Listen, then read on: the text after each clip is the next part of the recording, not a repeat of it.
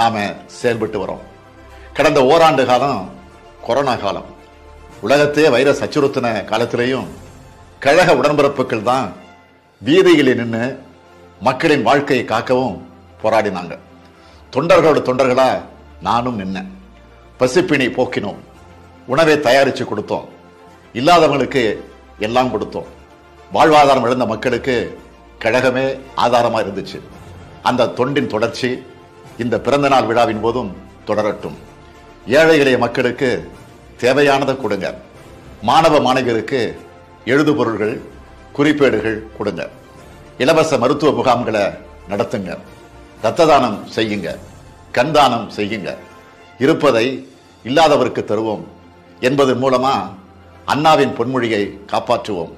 இதன் மூலமா மக்கள் காட்டும் நன்றி புன்னகைக்கு இணையான வாழ்த்து வேறு எதுவும் இருக்க முடியாது. கழகம் எப்போதும் ஆளுங்கட்சி எதிர்கட்சின்னு அடையாளப்படுத்தப்படுகிறது இல்லை, எப்போதும் மக்களின் கட்சியாகவே அடையாளப்படுத்தப்படும். அந்த நற்பெயரை என்னாலும் காப்போம்.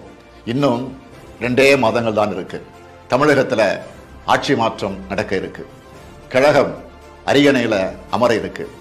கோட்டையை கைப்பற்ற இருக்கு.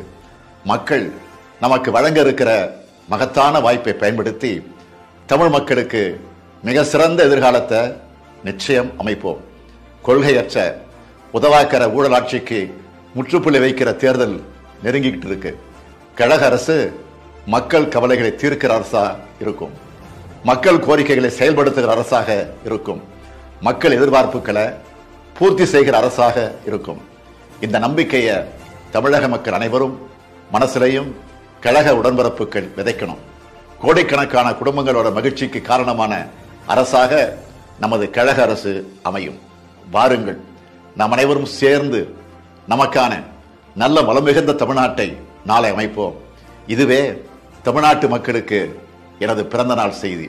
நன்றி, வணக்கம்.